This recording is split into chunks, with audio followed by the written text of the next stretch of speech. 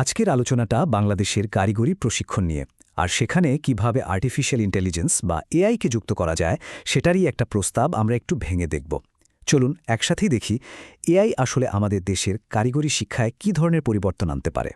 এই একটা কথাই কিন্তু আজকের আলোচনার মূল সুরটা ঠিক করে দেয়। মানে technical and vocational education and training বা টিভিইটি খাতে যারা আছেন তাদের জন্য এআই কিন্তু এখন আর কোনো শখের জিনিস না, এটা কোনো অপশনও না, বরং টিকে থাকার জন্য একটা জরুরি হাতিয়ার হয়ে উঠছে।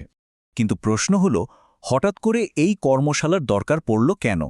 আসলে আমাদের শিক্ষকরা এমন কিছু সমস্যার মুখোমুখি হচ্ছেন যা হয়তো অনেকেরই ধারণার বাইরে, আর এই কর্মশালাটা ঠিক সেই সমস্যাগুলোর সমাধানের লক্ষ্যেই তৈরি করা হয়েছে। আর এখানেই কিন্তু আসল প্রশ্নটা চলে আসে। দেখুন, শিক্ষা ব্যবস্থার 4টা মূল ভিত্তি: কারিকুলাম বানানো, কম্পিটেন্সি বেসড লার্নিং ম্যাটেরিয়াল বা সিবিএলএম তৈরি করা, ছাত্রছাত্রীদের মূল্যায়ন আর তাদের অগ্রগতি নজরে রাখা। এই সব জরুরি জায়গাতে এআই কি আসলেই ঠিকঠাকভাবে কাজে লাগানো হচ্ছে? ছবিটা কিন্তু একদম পরিষ্কার, তাই না?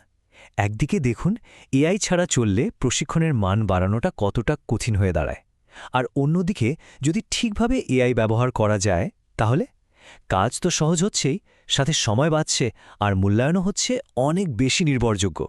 মানে পার্থক্যটা আসলেই আকাশ-পাতাল।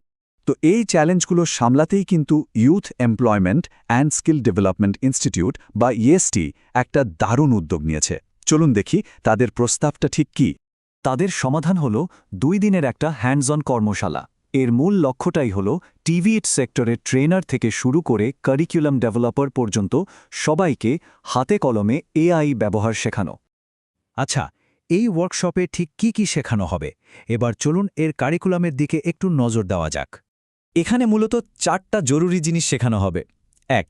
কিভাবে ভিডিও ইনফোগ্রাফিক বা লেসন প্ল্যানের মতো ডিজিটাল কন্টেন্ট বানানো যায়। 2. কম্পিটেন্সি বেসড অ্যাসেসমেন্ট কিভাবে ডিজাইন করতে হয়। 3.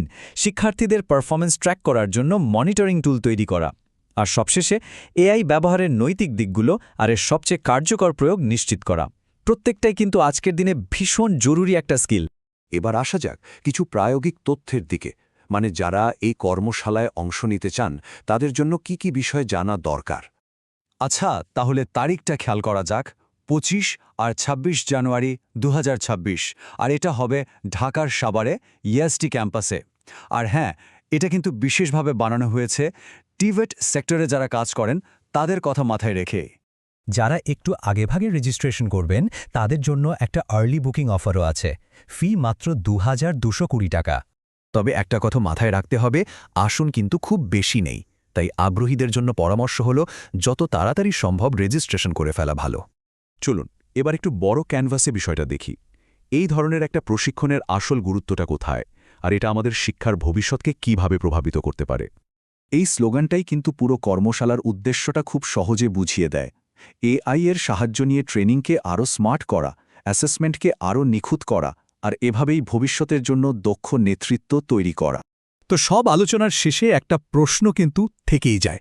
ভাবুন তো একবার, বাংলাদেশের মতো একটা দেশ যেটা দ্রুত এগিয়ে যাচ্ছে, সেখানে আমাদের শিক্ষকরা যদি এআই এর মতো একটা শক্তিশালী টুলে দক্ষ হয়ে ওঠেন, তাহলে আমাদের ভবিষ্যতের ওয়ার্কফোর্স বা কর্মশক্তির চেহারাটা কেমন দাঁড়াবে? এটা কিন্তু আমাদের সবাইকে ভাবাবে, তাই না?